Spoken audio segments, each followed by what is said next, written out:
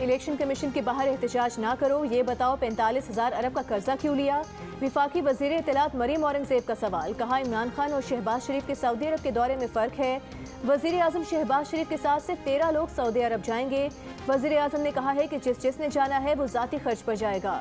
हालिया load shedding की वजह गुज़िश्ता हुकूमत की नाअहली है।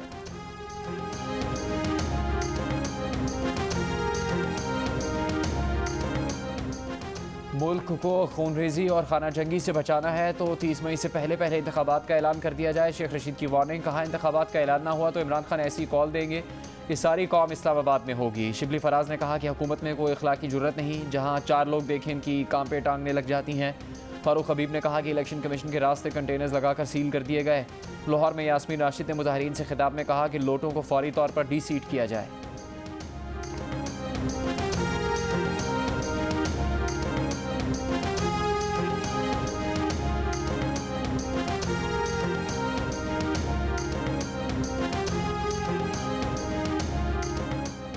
फॉरेन फंडिंग केस में क्यों मुंह छुपा रहे हो? हाथ और दामन साफ है तो रसीदें दिखाओ। उम्मीद है इदारे ब्लैकमेलिंग में नहीं आए। आइन और कानून के मुताबिक फैसला करेंगे। नून लीग के रहनुमा एहसन इकबाल का पीटीआई को जवाब।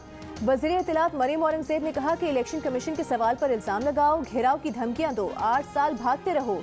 इमरान साहब इलेक्शन कमीशन में फॉरेन फंडिंग के सवालों के जवाब दें। पीडीएम तर्जुमान हाफिज अब्दुल्ला का कहना है कि चीफ इलेक्शन कमिश्नर के खिलाफ मुनज़्ज़म मुहिम इमरान एंड कंपनी के लिए मजीद मुश्किलात का बाइस बनेगी। वक्त आ चुका है कि इलेक्शन कमीशन साबित करे कि वो आज़ाद और खुद मुख्तार इदारा है।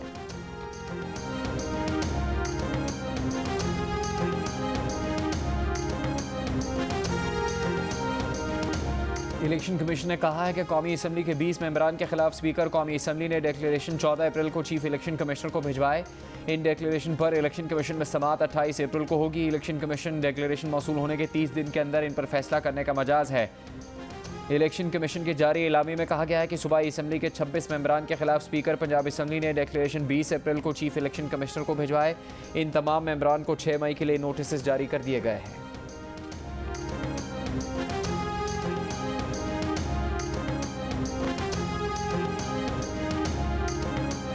इंतजार कर रहा हूं कि नूर आलम अपने हलके में आए और वोट मांगे लोगों से।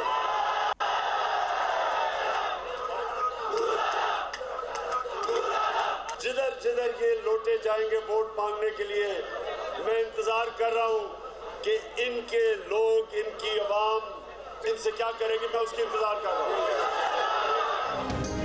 इमरान खान बामुकाबला नूर आलम खान इंतजार कर रहे हैं कि नूर आलम खान अपने हलके में आकर लोगों से वोट मांगे। पेशावर में कारकुनों से खिताब के दौरान इमरान खान का चैलेंज।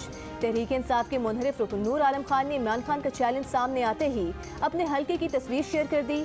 तस्वीर में साबिक वजीर आज़म इमरान खान को टैग करते हुए कहा वो अपने हलके में जाते हैं क्योंकि उनका घर विरासती है, कोई तोहफे में मिला हुआ घर नहीं।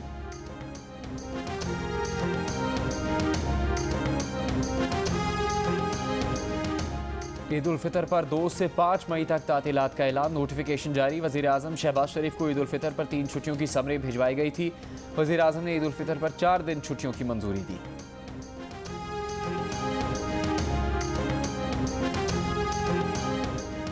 मुल्क के मुख्तलिफ शहरों में लोड शेडिंग कम न हुई। सहरी, इफ्तार और एहतिकाफ में बैठे अफराद की मुश्किलात बरकरार। लाहौर समेत पंजाब भर में घंटों बिजली गायब होने से शहरियों का बुरा हाल। देहात और छोटे शहरों में लोड शेडिंग का दौरानिया 10 घंटे तक पहुंच गया। कराची में लोड शेडिंग से मुस्तस्ना इलाकों में बिजली की आंख मचोली जारी। हैदराबाद के बाजारों में लोड शेडिंग से ईद के रंग फीके पड़ गए। कारोबारी तबका और ताजिर बरादरी मुश्किलात का शिकार। बलूचिस्तान के देही इलाकों में 18 घंटे और कोयटा में 8 घंटे तक बिजली गायब। के इलेक्ट्रिक की कराची में गैर एलानिया लोड शेडिंग की तरदीद। तर्जुमान ने कहा कि पॉलिसी लोड शेडिंग जारी है, इन्हिसार इलाकाई नुकसानात और चोरी की शरह पर है।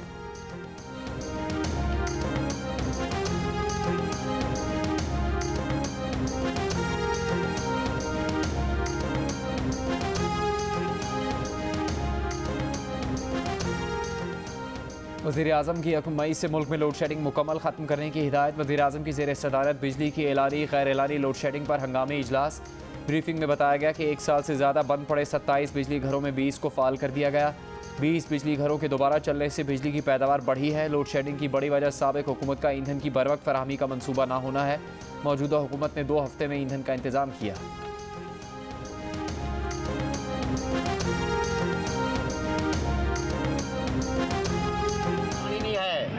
मेटल बहुत महंगा है, ब्लैक मिल रहा है, 70,000 किलो की मुशायरी है, हम कहाँ जाएं? सबको कल भाई दे रहे हैं, बस पूरा शहर में सबको 5 लीटर तेल ही मिला।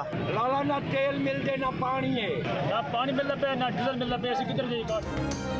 ओबरा की जखीरा अंदोजों के खिलाफ कार्रवाई की धमकी काम न आई। बहावल नगर और बहावलपुर समेत पंजाब के मुख्तलिफ शहरों में डीजल का बहरान कम न हुआ। ज़राई मशीनें बंद होने से किसान परेशान, फसलें मुतासर होने का खदशा। लोधरा में किसानों का सड़क बंद करके एहतजाज। किसानों का कहना है कि पानी और डीजल न होने से कपास की बुआई मुतासर हो रही है। ओगरा ने ऑयल मार्केटिंग कंपनीज को पेट्रोलियम मसनूआत की दस्तयाबी यकीनी बनाने और जखीरा अंदोजों के खिलाफ कार्रवाई की हिदायत कर रखी है।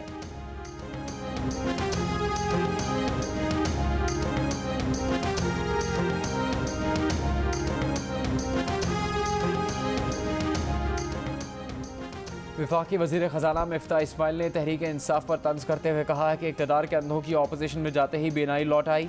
2 हफ्ते में ही गुर्बत और महंगाई नजर आने लगी। खुदा करे कुछ शर्म भी वापस आ जाए, थोड़ा सच बोलें।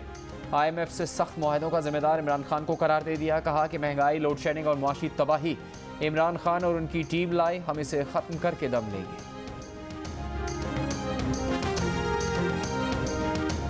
मुल्क में ईद के बाद अगला महीना हंगामा खेज होगा। साबिक वज़ीर दाखिला शेख रशीद का दावा। कहा IMF के दबाव पर सब्सिडी खत्म करने से हुकूमत अपनी सियासी कब्र खो देगी, जिससे हुकूमत मुखालिफ तहरीक को ज़बरदस्त ईंधन मिलेगा। इस्तीफे लिए भी जा सकते हैं और दिए भी जा सकते हैं। शेख रशीद के बयान पर रद्द अमल में वज़ीर दाखिला राना सनाउल्लाह ने कहा, जो कहता था तहरीक अदम एतमाद नाकाम है, वो अब नया चूरन बेचने आ गया है। सियासत में कोई हंगामा नहीं होगा, क्योंकि गुंडे और बदमाश अब मुल्क पर मुसल्लत नहीं। ये वही झूठा शख्स नहीं जो कहता था कि अब सियासत नहीं करूंगा।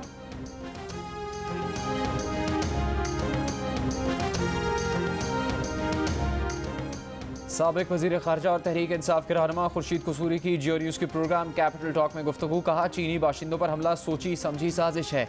इसमें भारत का हाथ नजर आ रहा है, क्योंकि भारत बलोच अलहदगी पसंदों की हिमायत कर रहा है।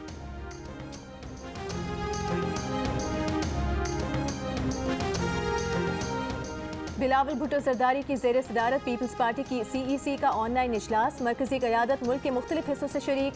सियासी सूरत हाल का जायजा। नए हुक्मरान इत्तेहाद के अहदाफ और मुतवक्के कानून साजी पर मुशावरत।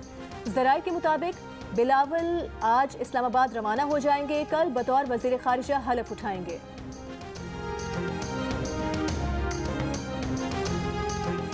सिंध हाउस हमला केस में PTI के अरकान कौमी असम्बली की जमानत मनसूख। इस्लामाबाद हाई कोर्ट में MNA अताउल्लाह और फ़हीम खान को पुलिस ने कमरा अदालत से गिरफ्तार कर लिया।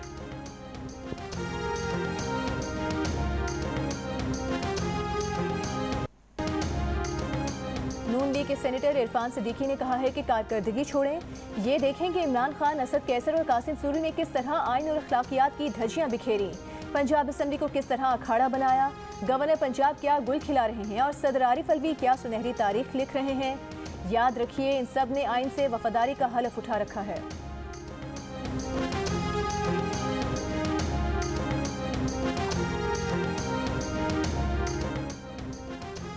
%70 पाकिस्तानियों ने महंगाई और अखराजात के पूरा ना होने का पाकिस्तान का सबसे बड़ा मसला करार दे दिया। 44% ने बेरोजगारी और 42% ने करप्शन को मुल्क के अहम मसाइल की फहरिस्त में शुमार किया। 38% पाकिस्तानियों का कहना है कि नई हुकूमत ये मसाइल हल कर लेगी। 29% ने कहा कि नई हुकूमत मसाइल हल नहीं कर सकती, जबकि 29% पाकिस्तानियों ने ही इस पर दरमियाना मौक़िफ़ इख्तियार किया। पल्स कंसल्टेंट के सर्वे के मुताबिक 38% पाकिस्तानियों ने नई हुकूमत की सलाहियतों पर भरोसा जाहिर किया। 51% पाकिस्तानियों में अगले 4 से 6 में नए इंतखाबात के लिए पुरुमीद नजर आए।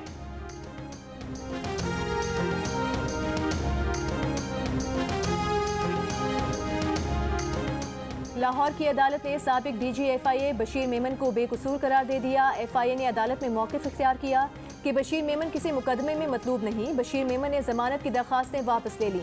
बशीर मेमन पर मनी लॉन्ड्रिंग समेत 3 मुकदमा दर्ज थे। बशीर मेमन ने जियो न्यूज़ के प्रोग्राम आज शाहजेब खानजादा के साथ में गुफ्तगू करते हुए कहा था कि इमरान खान हुकूमत ने धमकी दी थी कि अहकामात ना मानने पर मिसाल बना दिया जाएगा।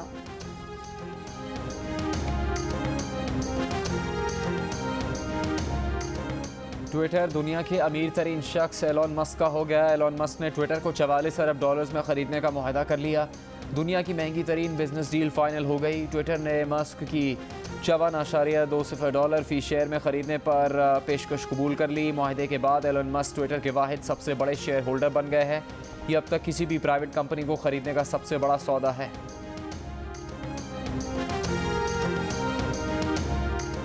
अमरीकी जरीदे फोर्ब्स के मुताबिक भारतीय ताजिर और अडानी ग्रुप के मालिक गौतम अडानी दुनिया के 5वें और भारत के अमीर तरीन शख्स बन गए हैं।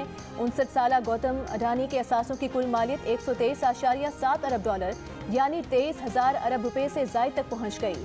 उन्होंने अमरीकी बिजनेसमैन वॉरेन बफेट को दुनिया की अमीर तरीन शख्सियात की फहरिस्त में पीछे छोड़ दिया। साबिक ऑलराउंडर अब्दुल रज़ाक का हेयर स्टाइल तवज्जो का मरकज़ बन गया। साबिक कप्तान इंज़माम उल हक, शाहिद आफरीदी और वक़ार यूनुस भी मुतासर हुए बिना न रह सके। शाहिद आफरीदी ने तो पूछ लिया कि ऐसी कटिंग करवाई कहाँ से।